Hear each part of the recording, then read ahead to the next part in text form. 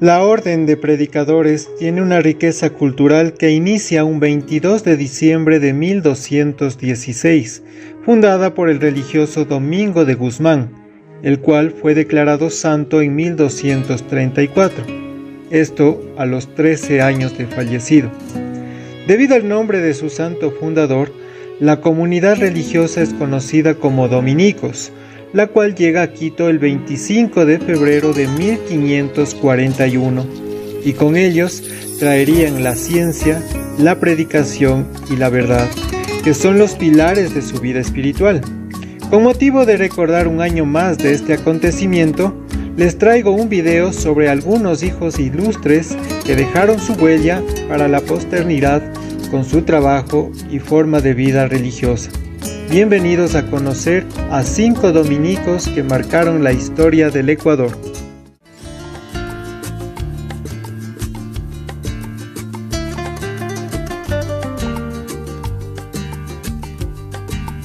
Nacido en Quito en 1556, formó parte de una familia de 9 hermanos, fruto del matrimonio formado por Pedro Bedón y González de Agüero y Juana Díaz de Pineda, hija de un escribano español. Cuentan sus biógrafos que siendo niño ya vestía el hábito de la Orden de los Predicadores. Lo cierto es que ingresó en los dominicos en 1568. 2 años después comenzó en Quito sus estudios de seminarista, prolongados en Lima, la ciudad donde completó esta formación filosófica y teológica.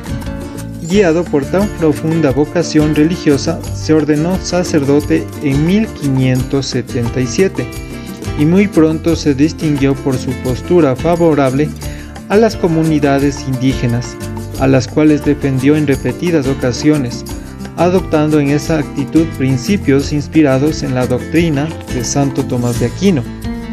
Por otra parte, el frondoso intelecto de Bedón se manifestó en su trayectoria como profesor de filosofía y teología en Lima, además de fundar en esta capital la Cofradía de Indios. También se interesó por el arte sacro. Pedro Bedón perfeccionó durante 13 años de estudio el arte de la pintura, lo que puso en práctica en los templos de Quito. Sus cualidades en esa actividad también debieron de animarse gracias a su contacto con otro pintor de genio, el italiano hermano jesuita Bernardo Vitti. También se capacitó en poesía y oratoria, obteniendo logros importantes, sobre todo como orador sagrado. En este último campo se opuso tenazmente a la imposición de las alcabalas, por lo que fue desterrado por la autoridad de la Real Audiencia de Quito a Santa Fe, hoy Bogotá, a causa de su postura en favor de los pobres. Este detalle asegura que, como en todas las épocas, también los religiosos tenían acceso a la política. Pero aquí detengámonos en el caso de la llamada rebelión o revolución de las alcabalas. Las alcabalas consistieron en impuestos sobre los derechos a caminar, a comprar y vender productos y animales, a contratar servicios civiles y religiosos. La disposición llegó a Quito por medio de una cédula real de Felipe II en el año 1577, cuando Bedón tenía 21 años. El pueblo rechazó la cédula real, los religiosos se alinearon al interés popular, demostrando amplios conocimientos teológico-jurídicos, y también el cabildo de la ciudad se solidarizó con los pobres. En salvaguarda de la autoridad, la Real Audiencia procuró la venida del general Pedro de Arana, quien vino con la consigna de imponer a la fuerza las alcabalas, y empezó a castigar con dureza a los alzados. El cabildo recurrió a los sacerdotes que entendían de esta legislación, entre ellos el padre Bedón, y se produjo una polémica, puesto que un jesuita y un dominicano justificaron la violenta actuación de Arana, recomendando sufrir con paciencia la realidad que sobreviniere. Es lo que nos dice José María Vargas en la Historia de la Cultura Ecuatoriana en su primer tomo. El padre Bedón, al contrario, hizo previamente un magistral recuento de lo sucedido hasta ese día. Luego planteó el problema desde 2 aspectos: Primero, la duda sobre la validez moral de la guerra desatada por el general Arana sobre Quito a pretexto de castigar delincuentes, así fueron calificados los dirigentes de los sublevados, y como segundo, el medio más idóneo del aplacamiento sería que Arana no dispare más en contra de los ciudadanos, a fin de que el pueblo no se despeñe en sus furias y también se mitigue la indignación de los jueces para que no haya sangre de por medio, es lo que menciona Bedón. En su paso por Nueva Granada, dejó varias muestras de su arte. Hábil en la pintura de caballete, el muralismo y la iluminación de libros, el padre Bedón desarrolló una carrera muy fructífera, sobre todo tras su vuelta a Quito. Entre sus creaciones más celebradas figuran las pinturas sobre vidrio que dedicó a la Virgen de los Dolores y a la Virgen del Rosario, expuestas en el convento de San Francisco de Lima. Los murales que llevó a término en el refectorio de los conventos de Nuestra Señora del Rosario en Tunja y de Santo Domingo en Santa Fe de Bogotá. Buen conocedor de la devoción popular y devoto de la Virgen del Rosario, Bedón solía acompañar su figura con las de Santo Domingo y San Francisco, cuya presencia venía a simbolizar los vínculos existentes entre dominicos y franciscanos. En Quito podemos admirar la obra de la Virgen de la Escalera, a la cual estamos observando. Ya para 1587, de nuevo en Quito, Fray Pedro Bedón alternó los quehaceres religiosos y doctrinales con la pintura. De hecho, llegó a contar con un grupo de discípulos, entre los cuales destaca el indio Andrés Sánchez. Su amor por la cultura indígena quedó de manifiesto en diversos detalles. Dominó la lengua quichua, escribió el libro Modo de promulgar el Evangelio a los indios de estos reinos e instrucción para la administración de los sacramentos a los naturales de este nuevo mundo.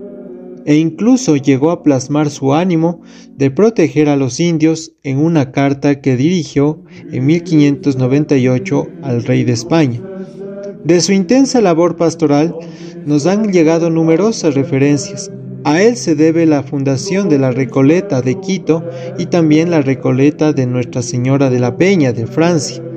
En 1618 fue elegido provincial de los dominicos, responsabilidad que asumió hasta su muerte. Pedro Bedón falleció en Quito en el año 1626. El venerable maestro Fray Pedro Bedón, su vida y sus escritos, es el libro que debe existir en la Biblioteca de Santo Domingo, editado en Quito en el año 1935. Diremos que el biógrafo de Pedro Bedón es Fray José María Vargas, de la Orden Dominica. Esta publicación le abrió las puertas de la Academia Nacional de Historia, cuando en el año de 1955 escribió Los Maestros del Arte Ecuatoriano. Incluyó valiosos datos de Miguel de Santiago, Joaquín Pinto, Bernardo Rodríguez, Manuel Samaniego y naturalmente Pedro Bedón Díaz, nuestro personaje.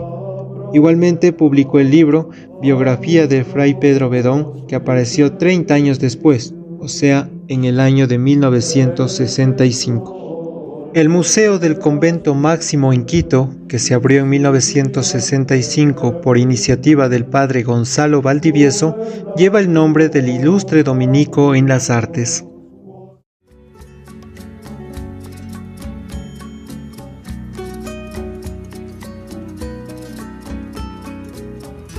Nacido en Cuenca el 4 de septiembre de 1868, fue bautizado con los nombres de Luis Antonio, que cambiaría por los de Alfonso Antonino, donde ingresó a la Orden Dominica.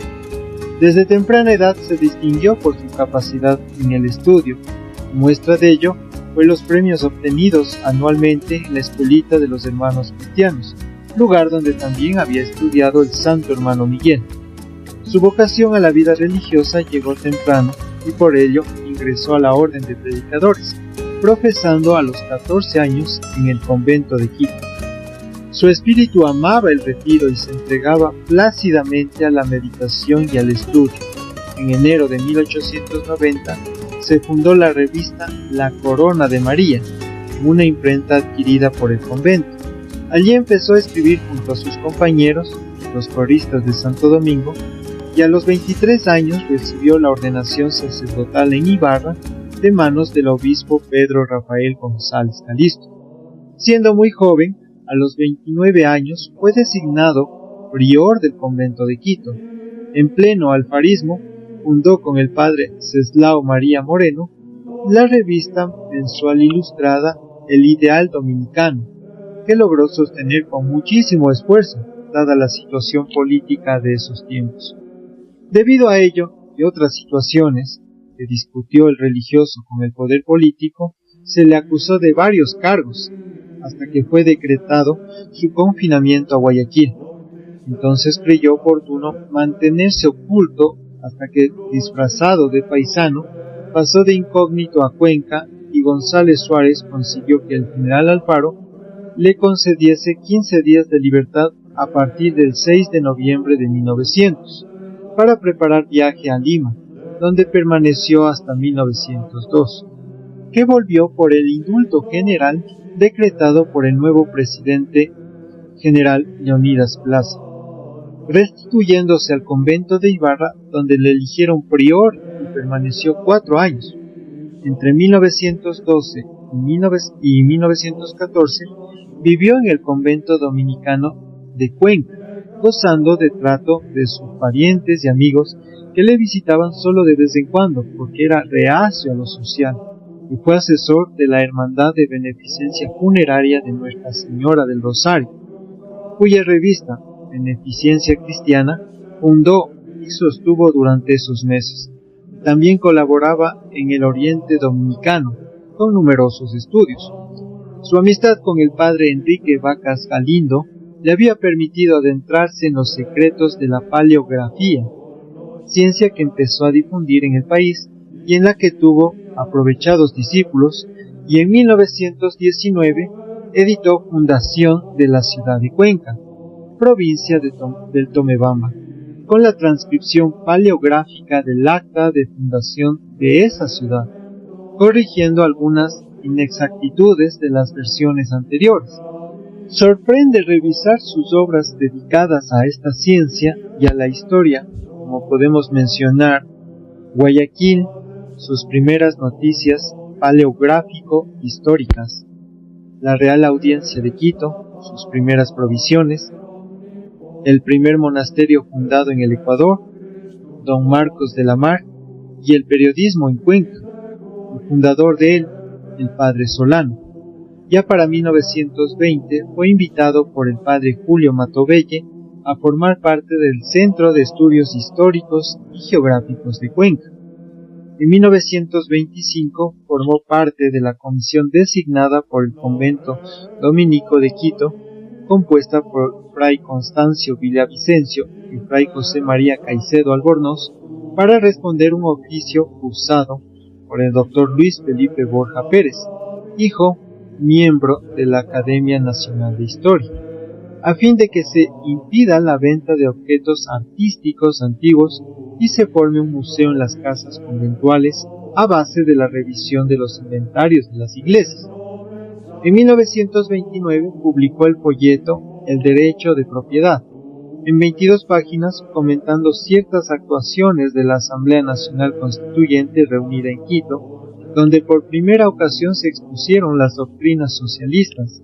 Llevó a cabo un número histórico en que atacó el modelo propuesto del Estado socialista, recordando la confiscación de los bienes llevados a cabo en las comunidades de la Iglesia, calificándolas de atropellos al derecho de propiedad, y terminó reclamando su revocatoria o, en caso contrario, la debida compensación.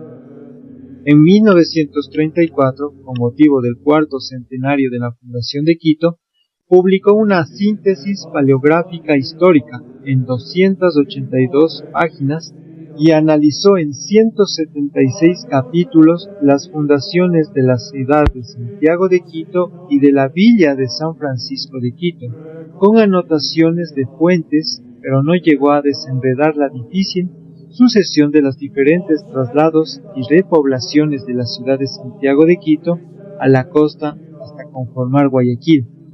En 1939 sacó unos orígenes históricos del Oriente ecuatoriano y los apuntes paleográficos históricos sobre don Lorenzo de Cepeda, conquistador y hermano de Santa Teresa de Jesús. También comenzó un ensayo sobre los orígenes históricos del convento de Nuestra Señora de la Peña de Francia de la Orden de Santo Domingo de Ibarra, que terminó 2 años después. Ese mismo año escribió sobre el célebre diario del viaje de Francisco de Orellana, siguiendo la relación del padre Carvajal, con ampliaciones y notas que lo complementaban y dan mayor interés. Su lectura inspiró a Leopoldo Benítez Vinuesa la novela Los Argonautas de la Selva, que tanta difusión alcanzó.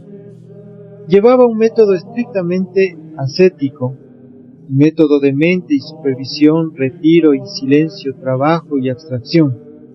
Por lo tanto, casi lo consideraron un santo, porque en realidad era tímido, que vivía consolidado entre 100 bóvedas en su monasterio, y su objetivo es que, inadecuado para comer y beber, le ha llevado a la indiferencia y aún contradice la necesidad física de comida o bebida. Su determinación de que no es una muy buena fecha de vencimiento, su decisión de evitar cambios de honor y en cambio, es como silencio y jubilación. Por lo tanto, se dedicó solo al estudiante dominico, la investigación documental, la predicación alta, casi siempre doctrinal. Era tan exigente para la soledad que nunca había permitido que nadie ingresara a su cámara y no visitara tampoco a familiares. Gozaba de excelente salud, jamás había tenido necesidad de consultar a un médico y tomar medicinas. De teólogo y escrituario le calificaban algunos, aunque más bien era paleógrafo e historiador. En 1947 le confirieron sus superiores el título de predicador general. Esto es la máxima dignidad en la orden. A sus 81 años editó Quito, Ciudad Eucarística. El año siguiente apareció su transcripción paleográfica de la autobiografía de Sor Catalina de Jesús Herrera, religiosa del coro del monasterio de Santa Catalina de Siena en Quito, en 509 páginas, con las cartas autógrafas como apéndice, que se conservan encuadernadas con los originales. Trabajo de paciencia y tesón que le acredita ante la posteridad, pues salvó la memoria de esta monja, excelente escritora colonial, para las bellas letras ecuatorianas.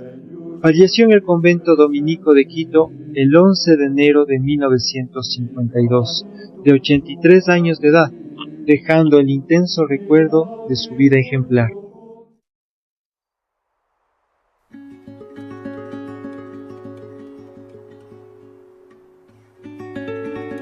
Nació en Cotacachi, provincia de Imbabura, el 1 de abril de 1865 y fue bautizado con el nombre de Ezequiel, que años después, cuando ingresa a la orden dominica, cambió por Enrique a sus 15 años.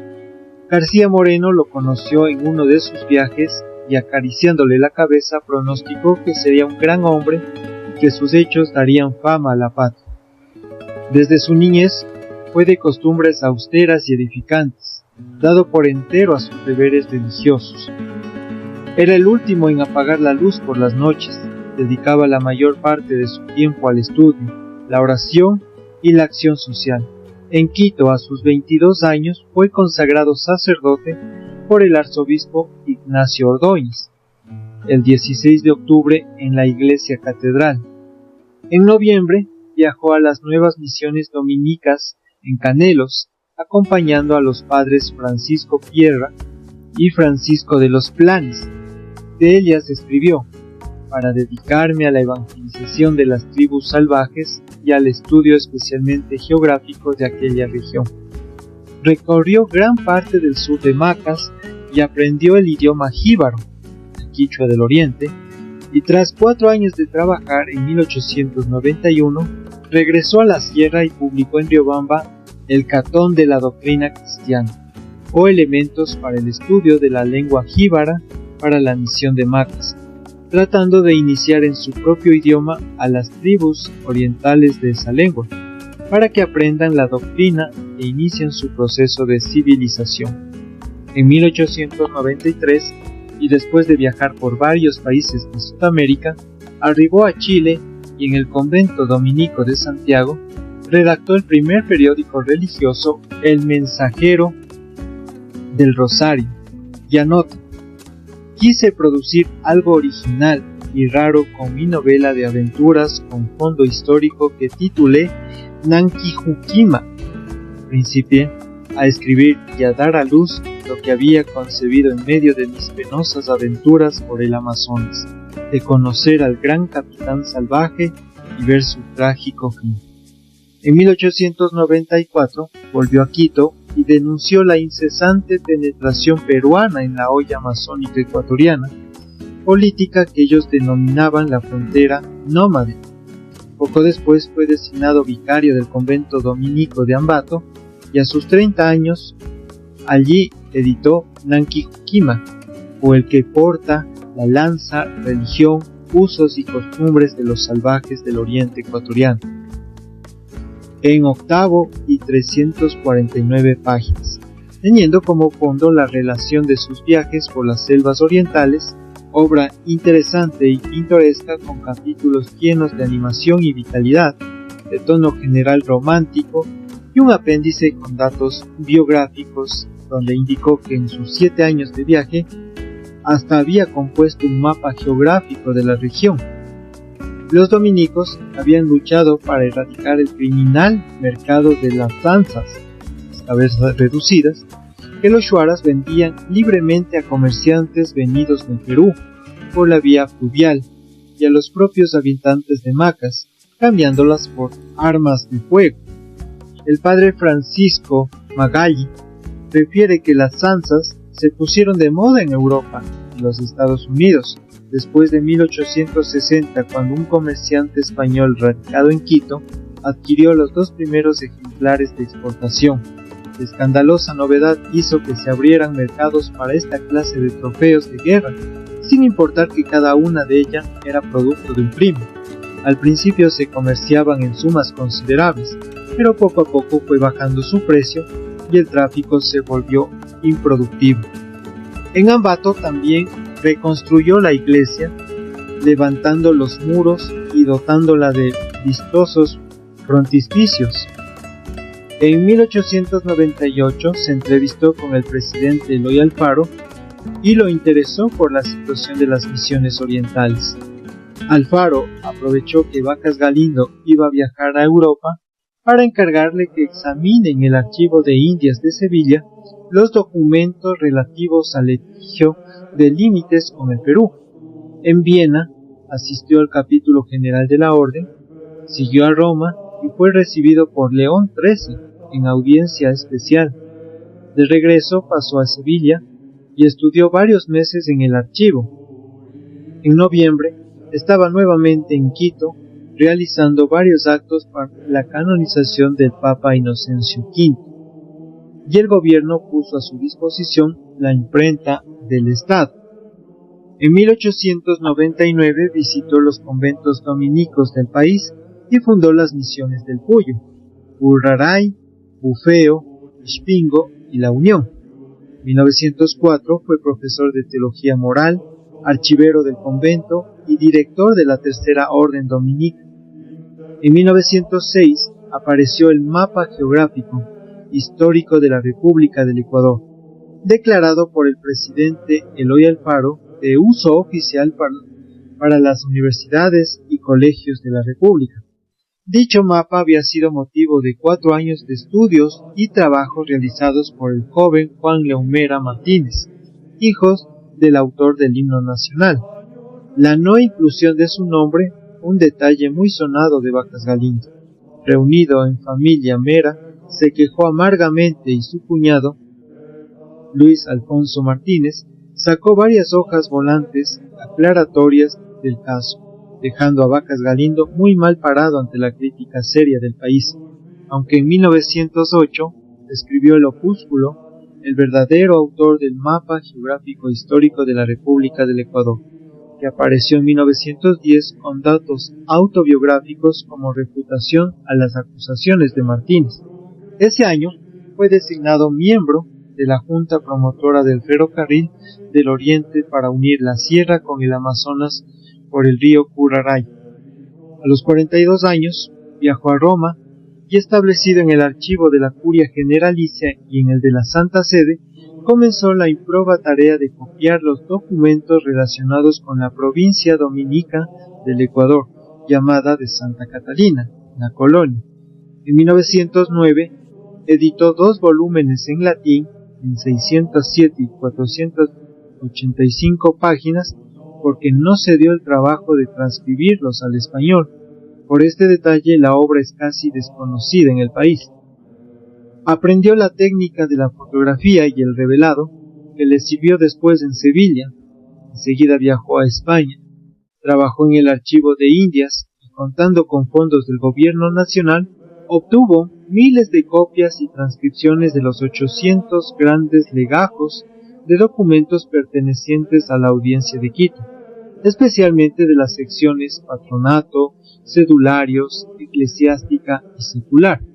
En esta labor le ayudaron más de media docena de mecanógrafos, paleógrafos, y al retornar a Roma dejó los trabajos encargados a varios directores. En 1909 editó en Madrid un resumen de la cuestión de límites entre el Ecuador y el Perú, en 72 páginas, y Fray Bartolomé de las Casas su obra y su tiempo, en 72 páginas igualmente. Ensayo escrito para servir de introducción de la controversia de Ginés de Sepúlveda acerca de la licitud de la conquista de las Indias. Vivía viajando, apurado, sin dedicar el debido tiempo a sus obras, que por eso se resentían de incompletas, de imperfectas, por hechas al apuro. Tenía en su poder 140 volúmenes encuadernados en pergamino color amarillo claro de más o menos 500 páginas cada uno, en tamaño de papel ministro, y 35 volúmenes de documentos conteniendo biografías. Esta colección o cedulario obsequió a la provincia dominica del Ecuador y actualmente se conserva en el Convento Máximo de Quito. El índice fue confeccionado por el padre José María Vargas, autor de una biografía de Vacas Galindo, y salió publicado en México en 1956, de la cual hemos rescatado esta información que estamos compartiendo. Fue administrador de bienes de la orden, vicepostulador de las causas de canonización de los santos dominicos y restaurador del convento de San Sixto el Viejo de Roma. Falleció en el convento de Quito el 11 de junio de 1938, a los 73 años de edad, dejando inéditas algunas monografías históricas que se han venido editando en las revistas El Oriente Dominicano y La Corona de María. En la bella tierra de Cotacachi existe una parroquia rural bautizada en su honor.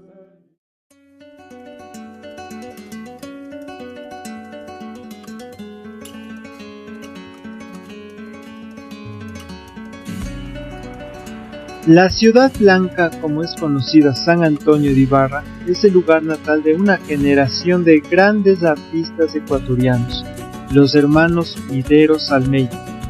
Sus padres fueron don Federico Mideros, comerciante y agricultor ibarreño, y la dama ibarreña Carmen Almeida. Este matrimonio tuvo 6 hijos: Hortensia, Víctor, Luis, Enrique, Lolita y Jorge Mideros Almeida. Don Federico Mideros era comerciante y agricultor, propietario de la hacienda La Olimpia y de la casa Quinta San Felipe de Ibarra, donde sus hijos tienen una infancia tranquila y feliz. De esta familia provienen 4 grandes artistas que han sido orgullo del arte ecuatoriano ante el mundo. Jonas Mideros Almeida, su nombre de pila, nació en San Antonio de Ibarra el 14 de octubre de 1892. Posteriormente, al entrar a la comunidad de los padres dominicos, tomó el nombre de Fray Enrique. A Jonas Mideros, desde niño, le encantaba el dibujo y era excelente para el dibujo a carboncillo. Ingresa al noviciado dominico, donde tomó el nombre asignado por la comunidad dominica como Enrique. El fruto de sus habilidades en la pintura son más de 100 de óleos con temas religiosos que decoran los conventos e iglesias dominicos. Su obra adorna los conventos de los padres dominicos en Cuenca, Quito, Latacunga, Loja, Ambato y Baños. El convento de Santo Domingo de la ciudad capital fue el primero que disfrutó de su obra, realizada entre 1920 y 1923, donde la temática de estas obras fue la vida de San Vicente Ferrer. De 1923 a 1927 los pasa viajando entre Ibarra y Quito, realizando numerosos cuadros en ambas ciudades. En 1928 la comunidad dominica le pide que vaya a Loja para decorar con sus pinturas el convento y el templo dominico de Loja, tarea que realiza en 2 años de gran dedicación a su trabajo. En 1930 pasó a Latacunga y en 1935 a Ambato. En 1938 pasa a Baños, donde está lo más destacado de sus obras. Por gestiones del padre dominico Sebastián Acosta, encargado de la iglesia de Agua Santa de Baños, pide la colaboración de Fray Enrique Mideros para crear pinturas para esta iglesia. La comunidad dominica le asigna a Baños el año de 1938.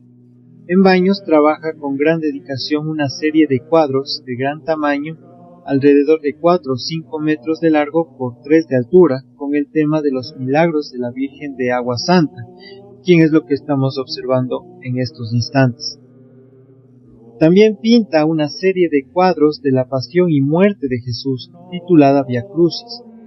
En Baños realiza por primera vez esculturas, dejando en la iglesia de Baños 2 hermosas esculturas, una de Santo Domingo y otra de San Francisco de Asís. En 1944 se inaugura el hermoso conjunto de obras de arte que le habían tomado 6 años de su vida, a un ritmo de duro trabajo, con días de 14 a 16 horas de trabajo. Sus compañeros lo describían como un hombre amable con los demás, pero serio, reflexivo, austero. Cuando pintaba pedía que lo dejen solo, que no se lo interrumpa, pues deseaba estar profundamente concentrado. Fray Enrique Mideros falleció en Quito el 2 de diciembre de 1946, dejando una fecunda labor que ha embellecido numerosos conventos e iglesias de la comunidad dominica en nuestro país. En el santuario de Agua Santa, en Baños, el museo lleva su nombre como homenaje.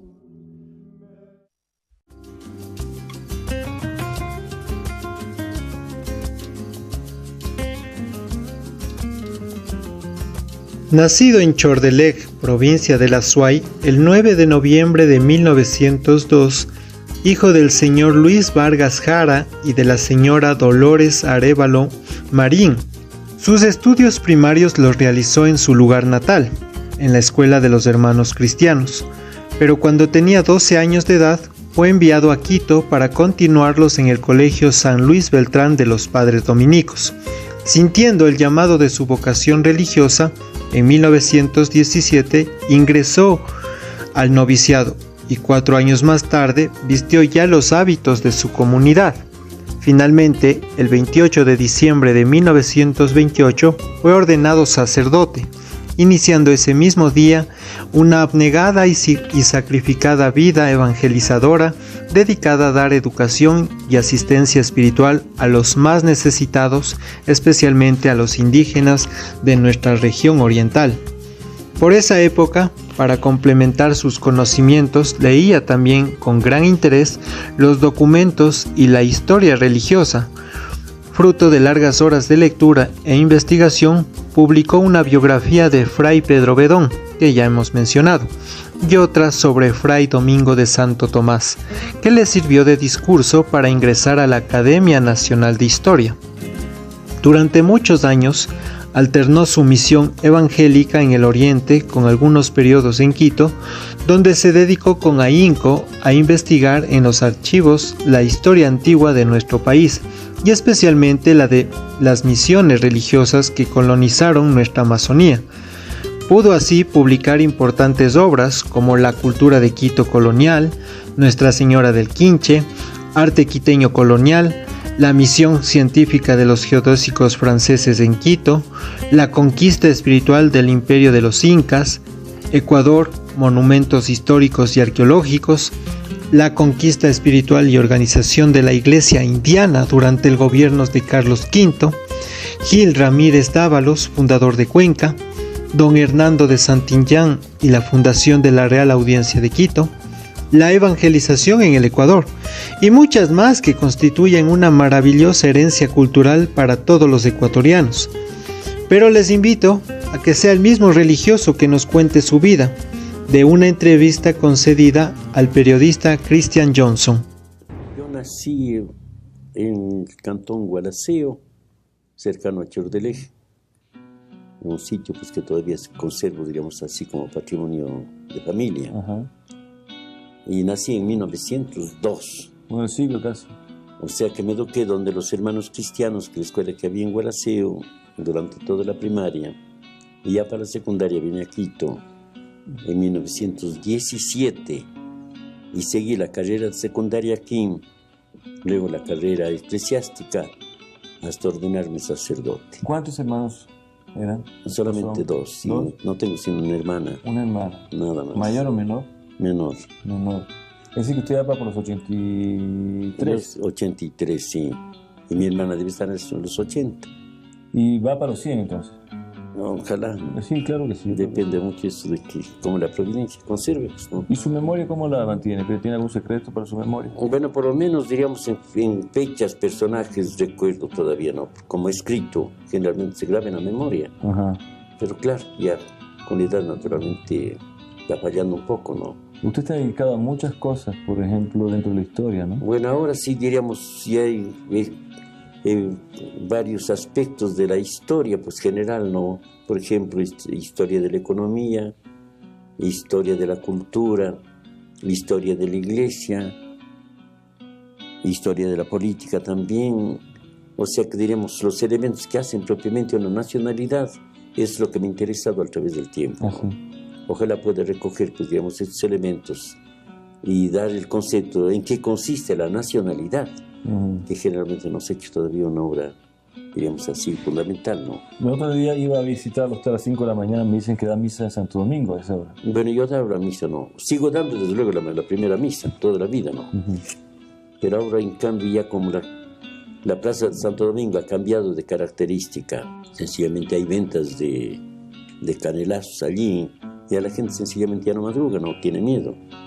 De tal modo que a las 6 de la mañana está abriéndose la iglesia para la primera misa. Ay, ¿es inseguro el Parque de Santo Domingo, la Plaza de Santo Domingo en este momento? Bueno, sí, bueno, se ha cambiado radicalmente, ¿no? Precisamente en la esquina que queda al patrimonio actual, o la casa de García Moreno, ahí hay, diríamos, ventas, diríamos así, ya que se han establecido como costumbre. Y la gente, pues, o que madruga, o la gente maleante, vaya, ¿no? Y entonces ya hay un poco de miedo para la gente mismo, ¿no? Tanto que los choferes del control de allí a las 8 de la noche ya desaparecen, ¿no? Tienen miedo. Hace poco.